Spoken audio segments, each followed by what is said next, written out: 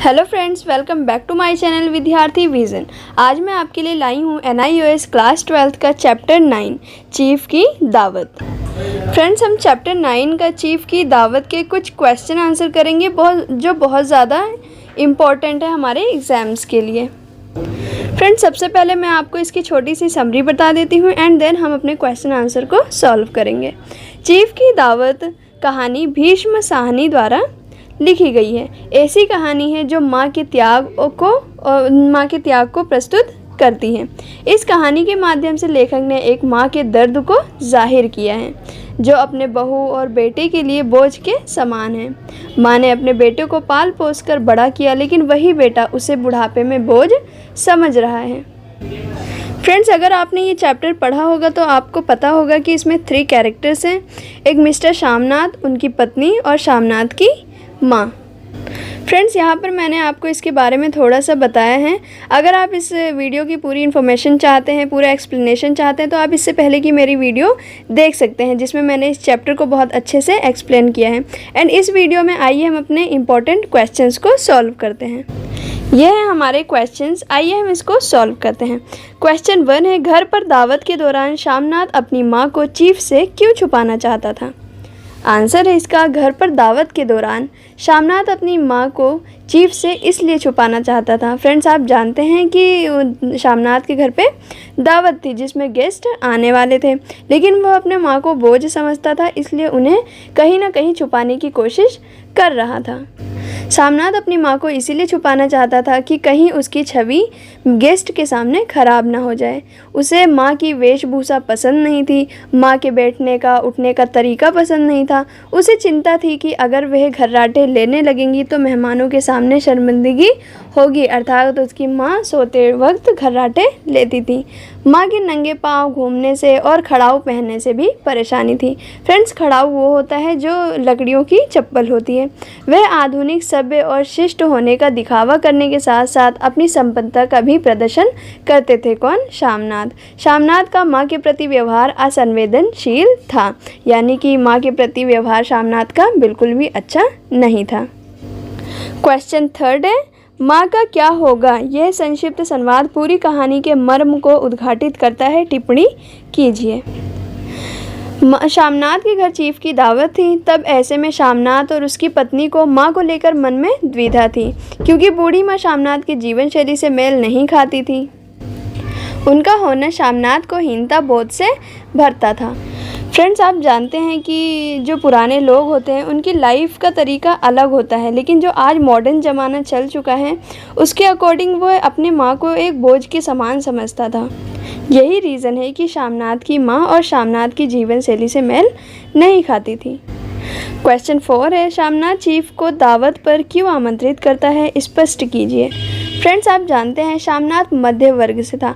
मध्य वर्ग अर्थात middle class, जो केवल अपनी ज़रूरतों को ही पूरा कर सकते हैं।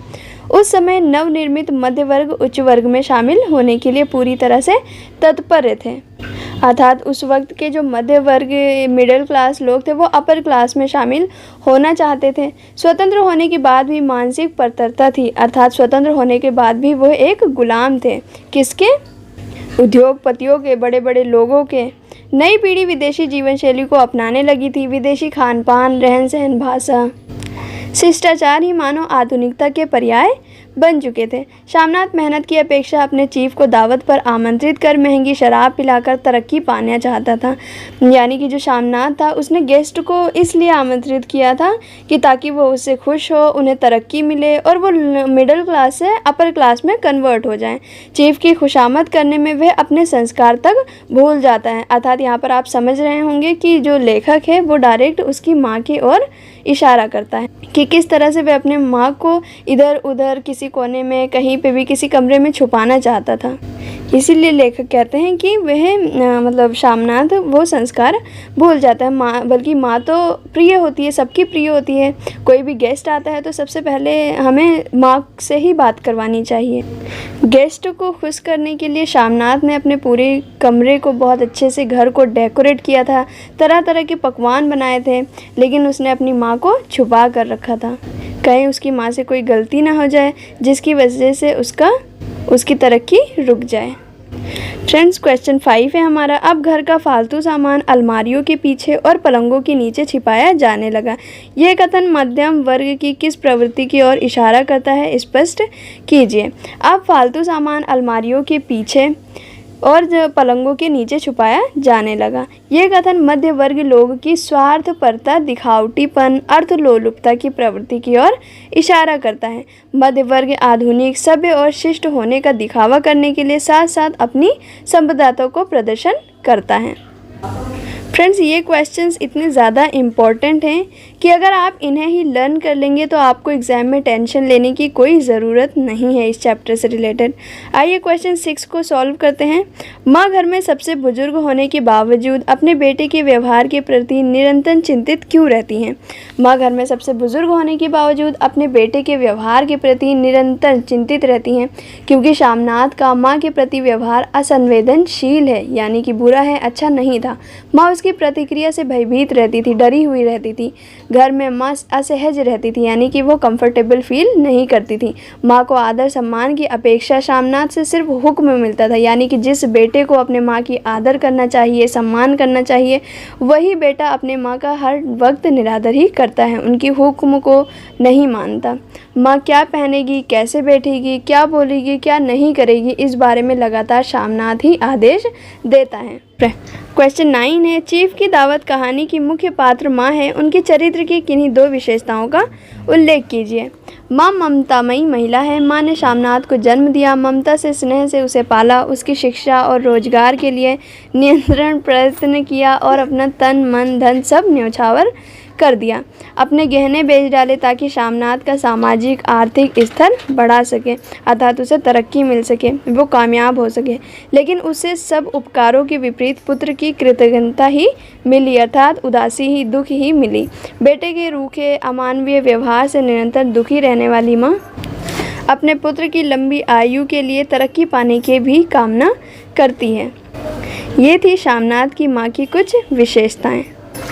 क्वेश्चन 10 है, चीफ की दावत कहानी की भाषा और शैली की किन्हीं 2 विशेषताओं का उल्लेख कीजिए। कहानी की भाषा पत्रों के शैक्षणिक एवं सामाजिक स्तर के अनुकूल है। मुख्य रूप से इसमें नगरीय बोलचाल की भाषा का प्रयोग किया गया है। इसमें तद्भव शब्दों का अधिक प्रयोग हुआ है, साथ ही अंग्रेजी और उर्दू शब्द भी प्रयुक्त हुए हैं। उर्दू शब्दों का तद्भव शब्दों का अधिक प्रयोग हुआ है। इस प्रकार चीफ की दावत कहानी की भाषा शैली, कहानी की कथा की विश्वसनीयता, पत्रों के चरित्र और कहानी के उद्देश्य को प्रभावशाली बनाने में पूर्णतः सफल हुई है। क्वेश्चन 11 है, चीफ की दावत कहानी का मुख्य उद्देश्य क्या है, स्पष्ट कीजिए। प्रत्येक लेखक की रचना के पीछे उसका कोई ना कोई उद्देश्य होता है। भीष्म साहनी भी इस कहानी के माध्यम से पाठकों को संदेश देना चाहते हैं कि मध्य वर्ग अर्थात मिडिल क्लास लोग अपनी स्वार्थपूर्णता, दिखावटीपन को अपना रहे हैं। वे अपने माँ बाप के बलिदानों के प्रति कृतज्ञ हैं और जहाँ भी अवसर मिलता है ये पीढ़ी पुराने पीढ़ी का उपयोग करने में, शोषण करने में हिचकिचाती है।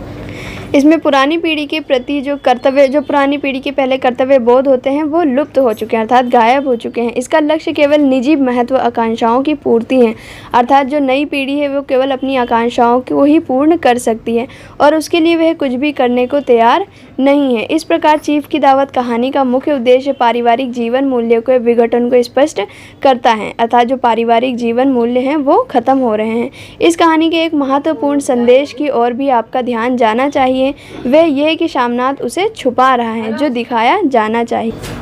माँ फुलकारी बनाना जानती है जो भारतीय कलाओं में एक है। इस तरह से वे भारतीयों की अस्मिता का रूप है।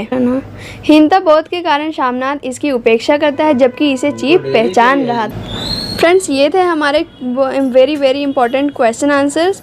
श्योरिटी के साथ कह सकती हूँ अगर आप इस क्वेश्चंस को लर्न कर लेते हैं आपको इस चैप्टर से कोई भी टेंशन लेने की ज़रूरत नहीं होगी। एंड आई होप कि आपको हमारा एक्सप्लेनेशन बहुत अच्छे से समझ आया होगा। वीडियो पसंद आया लाइक, सब्सक्राइब एंड शेयर ज़रूर करें। मिलते हैं नेक्स्ट वीडियो में, तब तक के लिए जय हिंद।